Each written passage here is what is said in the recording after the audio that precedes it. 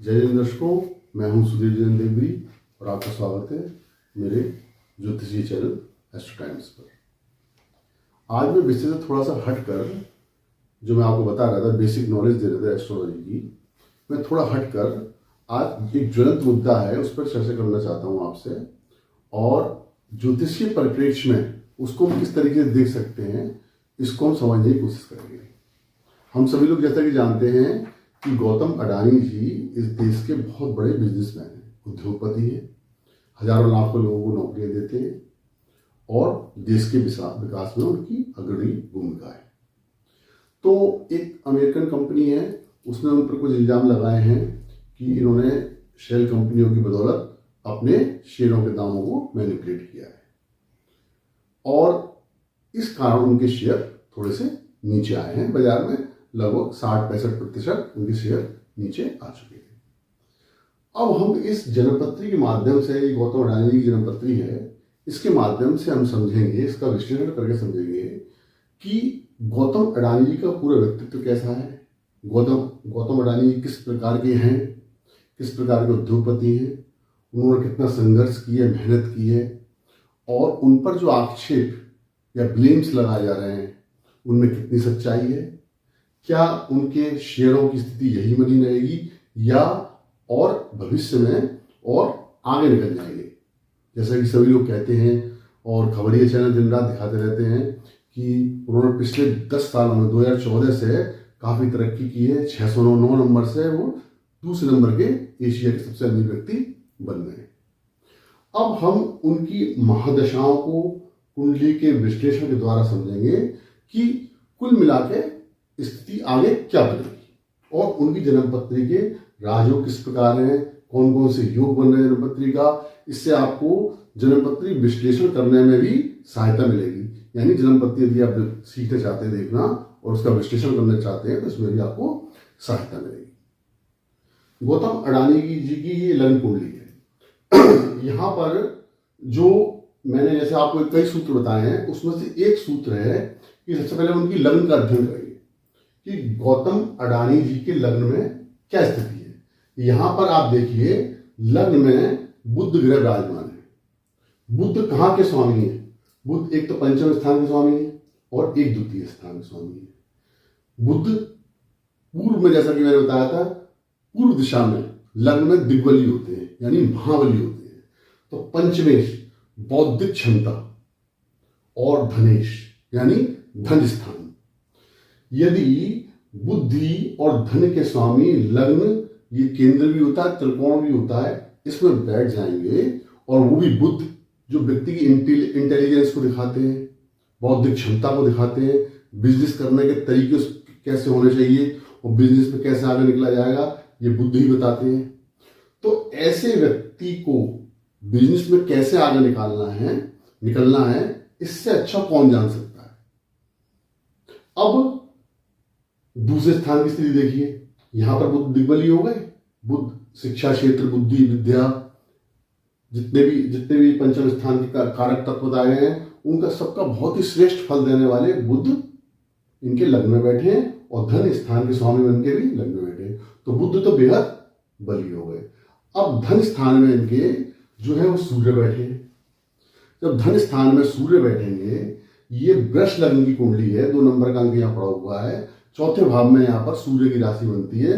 तो सूर्य इसमें योग कारक ग्रह होते हैं। भले ही शत्रु ग्रह हैं, शुक्र के शत्रु हैं सूर्य, लेकिन योग कारक माने जाते हैं क्योंकि केंद्र में पाप राशि है इनकी, क्रूर ग्रह है केंद्र में इनके, क्रूर ग्रह होने के कारण, केंद्र में इनकी राशि होने के कारण ये शुभ ग्रह माने जाएंगे। जिस स्थान पर भी बैठेंगे वहां का उन्नति ही करेंगे।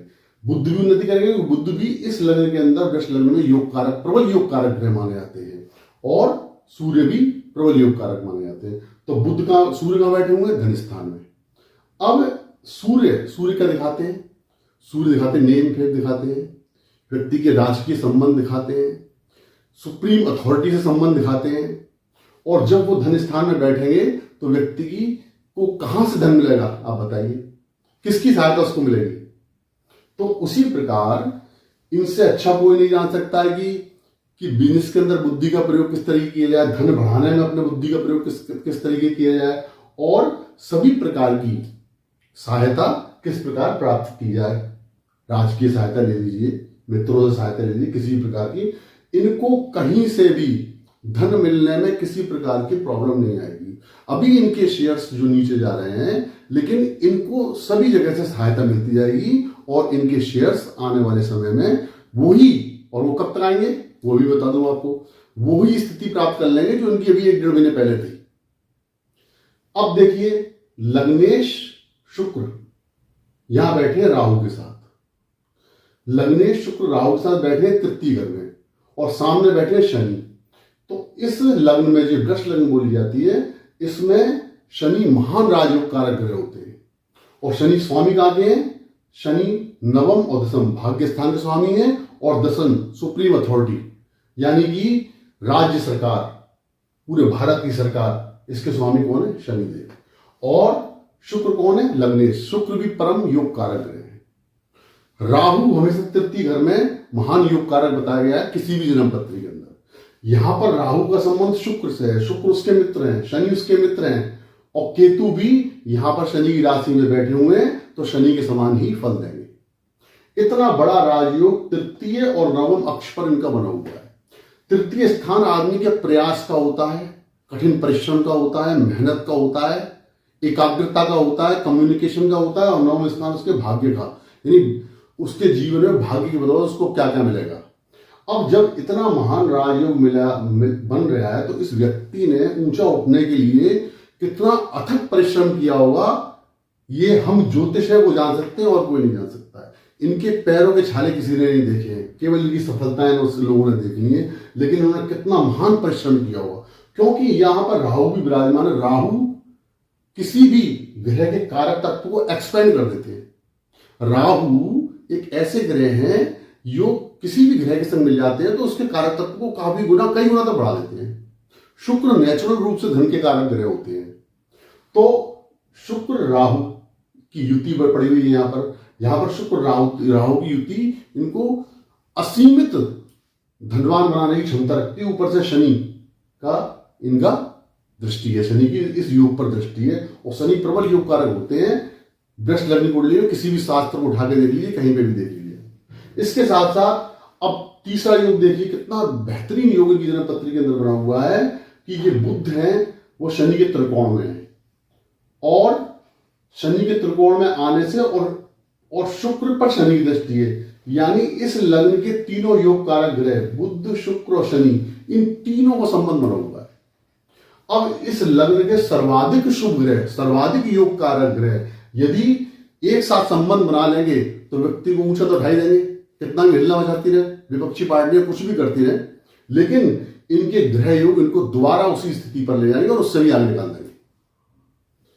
इनके कोई भी ग्रह जन्मपत्री के अंदर, अब देखिए कोई भी ग्रह ऐसी स्थिति में नहीं है कि उनको खराब बोला जाए। यहां पर चंद्र गुरु है, चंद्र भी इस लग्न के अंदर अकारक होते हैं और गुरु भी अकारक होते हैं, लेकिन चंद्र गुरु का गजकेसरी योग इस लग्न की कारक राशि कुंभ राशि, यानी शनि कारक है तो कुंभ राशि में चंद्र गुरु का गज केसरी योग, प्रबल गज केसरी योग बना हुआ है।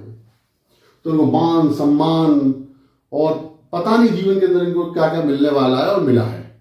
अब कहीं किसी भी आपको किताब में नहीं मिलेगा कि इनका बचपन कैसे बीता होगा और उन्होंने बचपन में क्या किया होगा। मैं एक बात बताता हूं इनके बारे में, इनके जन्म के तुरंत बाद इनके पिता ने बेहद तरक्की की होगी, यानी इनकी जो स्थिति थी उस समय उनके पिता की, इनके जन्म के बाद तुरंत रिसेंट मतलब इनिशियल स्टेज पर उनको काफी लाभ मिला होगा। ये आपको कोई नहीं बताएगा, लेकिन हमें ये ग्रह नक्षत्रों की स्थितियों के देखने के आधार पर हम बता सकते हैं कि काफी उनको ऊंचाई मिली होगी। और ये जो अक्ष है तृतीय और नवम, ये पिता को भी दिखाता है। तो जब शनि और शुक्र और केतु और राहु, ये अक्ष इतना मजबूत है, ये आप देखें ये एक्सेस इतना मजबूत है, यहाँ सभी योग कारक ग्रह बैठे हैं, तो इनके पिता भी बहुत ब्रिलियंट होंगे, बहुत समझदार। और व्यापार को कैसे किया जा सकता है और क्या कितनी ऊंचाई किस तरीके से प्राप्त की जा सकती है, इनसे अच्छा कोई नहीं जान सकता है। इनके पिता में भी काफी हद तक व्यापारिक क्षमता होगी। इसके साथ साथ इनके गुरु, अब नाड़ी एस्ट्रोलॉजी के अनुसार ले रहे हैं, गुरु सूर्य से त्रिकोण में है और चंद्रमा संग में, इनमें अपने माता पिता के भरपूर गुण होंगे। इनकी माता भी काफी धार्मिक प्रवृत्ति की, रिलीजियस और पब्लिक एक्टिविटीज में भी हो सकती है। यानी कि वो अगर पुरानी विचारधाराओं की भी होंगी तो भी वो पब्लिक एक्टिविटीज में थोड़ा बहुत हो सकती है। और पिता इनके काफी ज्ञानवान, विद्वान और पायस नेचर के हो सकते हैं। अब यहां पर आपने देखा कि ये बुध लग्न में बैठा हुआ है, तो इनको विशेष प्रतिभाशाली बनाया, तो यहां पर दिग्बली है। और ये चंद्र गुरु 10 में है, ये भी इनको विशेष प्रतिभाशाली बनाएंगे।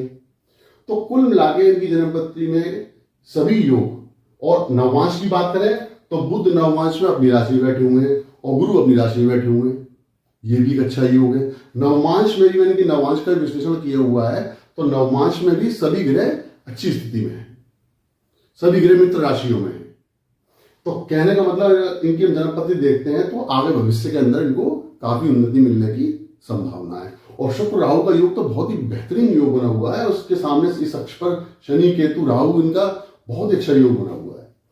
अब और ये चंद्र गुरु का, चंद्र और सूर्य, ये त्रिकोण में चंद्र और सूर्य बैठे हुए हैं एक दूसरे के, इनको बेहद इंटेलिजेंट बना देंगे। इनकी इंट्यूशन पावर बहुत अच्छी होगी, इन्हें मालूम होगा कि किस, इनको सामने वाले की बात करने से पहले उसकी पूरी सब कुछ उसके बारे में जानकारी मालूम पड़ जाती है। इनके अंदर इतना अच्छा इंट्यूशन पावर है, भगवान ने दिया है। सूर्य चंद्र यदि त्रिकोण में होते हैं तो व्यक्ति बेहद इंटेलिजेंट होता है, और बुध अलग इंटेलिजेंट बनाए रहे हैं इनको लग्न के अंदर बैठ के। अब हम महादशाओं की बात करते हैं कि जीवन के अंदर महादशाएं किस तरह की रही हैं। तो अब इनके जीवन में आप देखिए कि जन्म उनका हुआ 1962 में, और 11/12/1971 तक इनकी गुरु की महादशा रही है, वो इनका बचपन निकल गया।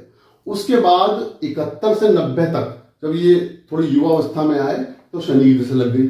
और शनि आप देख ही रहे प्रबल राजयोग कारक है लग्न के अंदर, तो इनको कई तरह की सफलता उस समय भी शुरुआती जीवन में भी दी होंगी। इसके बाद बुध आ गए, बुद्धि महायोग कारक है इस जन्म पत्री के अंदर, तो बुध की दशा लगी, वो इनको काफी लाभदायक होगी। इसके बाद केतु की 11/12/2014 तक भी केतु दशा चली है। केतु भी आप देख रहे हैं शनि के समान फल देंगे, वो शनि की राशि में बैठे हुए हैं, तो इस दशा में भी इनको बेहद लाभ मिला हुआ।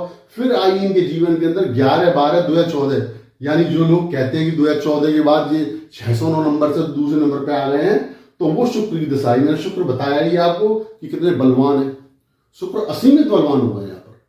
शुक्र को हर तरीके से यहाँ पे बहुत ही पॉजिटिव स्थिति प्राप्त हो गई शुक्र को। तो शुक्र महादशा, जैसे कि इन्होंने 2014 से लेके और 2034 तक, यानी 20 साल तक शुक्र की महादशा होती है। आप 2023 चल रहा है, 1 मार्च में हम 2023 में हैं, तो यहाँ पर ये देखिए ये शुक्र महादशा इनकी 2034 तक चलेगी। इसमें इनकी 11/2/25 से 11/10/27 तक शुक्र में गुरु महादशा चलेगी, यानी शुक्र की महादशा में गुरु की अंतर्दशा होगी 11/2/25 से 11/10/27 तक। ये समय थोड़ा सा इनके लिए विपरीत रहेगा, क्योंकि यहां पर शुक्र और गुरु इन दोनों में षष्ठाष्टक का संबंध बना हुआ है। इसके अतिरिक्त इस समय वर्तमान में जो इनको प्रॉब्लम्स आई हैं, वो जो शनि है, शनि चंद्रमा के ऊपर से गोचर कर रहे हैं वर्तमान में। तो चंद्रमा क्या है, चंद्रमा एक तो मस्तिष्क का कारक होता है, जैसा मैंने आपको बताया था। इसके साथ साथ वो ब्लेम्स का, नुकसान का और बदलाव का, इन सब चीजों का कारक चंद्र होता है। और चंद्र पे से जब भी शनि का गोचर होता है तो व्यक्ति के दिमाग में शांति बनी रहती है। लेकिन साथ साथ यहाँ पर गुरु भी है, तो यानी कि चंद्र पे से गोचर करने के बाद शनि गुरु के पर भी गोचर करेंगे, वो गोचर इनके लिए शुभ फल लेके आएगा। इसके साथ साथ इनका जो इस समय बृहस्पति का गोचर मीन राशि में, चंद्रमा से धन स्थान में और लग्न से लाभ स्थान इसमें हो रहा है, और शुक्र से त्रिकोण में हो रहा है, तो इनको कहीं ना कहीं से इनको सहायता लगातार मिलती रहेगी। और 1 महीना लगभग मार्च, 1.25 महीने हैं लगभग, इसी राशि में गुरु रहेंगे। तो गुरु इस राशि में 1.25 महीने रहेंगे, तो जो शेयर इनके जितने नीचे गए हैं फिर उसी स्थिति में वापस आ जाएंगे और उससे भी आगे निकल सकते हैं। तो कुल मिलाकर मेरे कहने का मतलब यह है कि इनकी जन्मपत्री है बेहद अच्छी जन्मपत्री है, और लोग कुछ भी कहते रहें, किसी भी तरह के इल्जाम लगाते रहें, कोई भी हिंडनबर्ग कंपनी है, कैसी भी कंपनी है, शॉर्ट सेलर है, वो कुछ भी कहते रहें, लेकिन इनकी कुंडली का विश्लेषण करने के बाद मैंने इसमें पारंपरिक ज्योतिष के अनुसार ही विश्लेषण किया है, नाड़ी ज्योतिष को भी लिया है, इसके साथ साथ जैमिनी ज्योतिष का भी प्रयोग किया। इनके आत्मकारक और अमात्य कारक वो भी दोनों एक दूसरे जुड़े हुए हैं। इनके आत्मकारक मंगल है और अमात्य कारक चंद्र है, ये भी दोनों आपस में एक दूसरे को देख रहे हैं। तो कुल मिला के आत्मकारक और अमात्य कारक होते हैं धन के कारक। इन सब स्थितियों देखते हैं कि धन के मामले में तो इनकी जन्मपत्री का कोई जोड़ ही नहीं, बेजोड़ जन्मपत्री है। और जब जब इनको जरूरत होगी जीवन के अंदर तब तब ये धन आता ही आएगा इनके पास, और इनको लगातार सहायता मिलती चली जाएगी और इनके शेयर्स इसी तरीके से ऊंचाई पर पहुंचते चले जाएंगे। ये मेरा छोटा सा विश्लेषण है। आगे मैं आपको समझाऊंगा जन्मपत्री किस तरीके से विश्लेषण किया जाता है, आप इसको समझें। अगर इसमें आपको कोई चीज समझ में नहीं आती है, आपको कुछ पूछना हो तो आप मुझे कमेंट कर सकते हैं। मेरा फोन नंबर भी वहां पर लिखा हुआ है, तो आप मेरे को फोन भी कर सकते हैं। मैं चाहता हूं मेरा ये वीडियो आज का यहीं तक रहे, आप इसको देखें, समझें।